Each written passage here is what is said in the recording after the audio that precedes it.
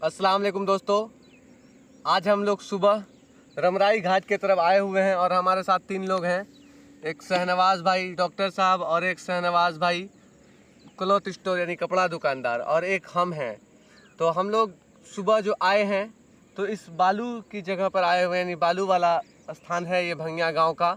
और यहाँ पर हमारे साथ शहनवाज़ भाई हैं। तो शहनवाज़ भाई, सुबह का मौसम कैसा लगता है, खास के भंगिया गाँव का?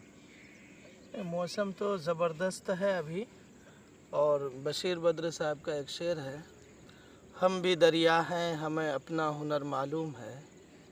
हम भी दरिया हैं हमें अपना हुनर मालूम है, जिस तरफ भी चल पड़ेंगे रास्ता हो जाएगा। वाह, क्या खूबसूरत है। दरिया के किनारे में बैठे हुए बशीर बद्र याद आ जाते हैं, और अगर सड़क पर होते हैं तो शायद कोई और याद आ जाते हैं, घर पर होते हैं तो कोई और याद आ जाते हैं, सफ़र में होते हैं तो कोई और याद आ जाते हैं।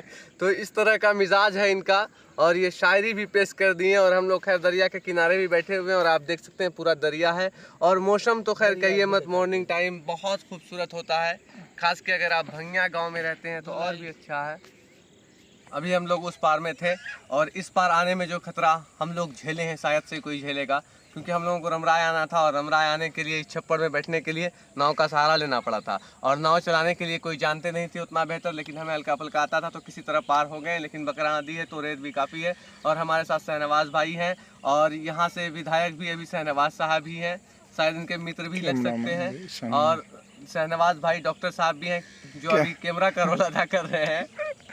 तो हम लोग अभी इस छप्पर में बैठे हुए हैं और ये छप्पर रमराई वालों का शान है, आन है, बान है, आप कह सकते हैं। और यहाँ से रमराई वालों को अररिया से जोड़ा जाता है इसी रास्ते से, क्योंकि ये छप्पर का मतलब सिर्फ छप्पर नहीं है, यहाँ पर किसी की ज़िंदगी बशर होती है। और हमारे साथ शहनवाज़ भाई, तो क्या आपको क्या लगता है, इस नाव के सहारे इस गाँव वाले का ज़िंदगी चल सकता है? ये गांव वाले को मैं मुबारकबाद देना चाहता हूँ कि ये जान को जोखिम में रख करके अपने बच्चों को पढ़ाने के लिए दूर दराज के इलाके में रोज़ाना भेजते हैं। और इस तरह से जो ये लोग मेहनत कर रहे हैं, और आने वाले टाइम में इस गांव की तरक्की को कोई नहीं रोक सकता, यहाँ तक कि ये नदी भी नहीं रोक सकती। मैं प्रशासन से अपील करना चाहता हूँ, कम से कम इस गांव से 100 प्लस बच्चे जाते हैं पढ़ने के लिए, और वो बच्चे जाते हैं जो ज़्यादातर 5 साल 10 साल अंडर 15 होते हैं।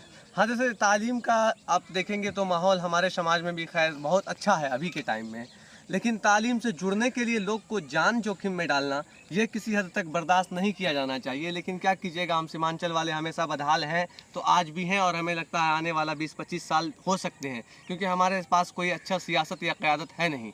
हम लोग अपने भरोसे चलते हैं, और इस नाव के भरोसे अगर इस गाँव वाले की ज़िंदगी चलती है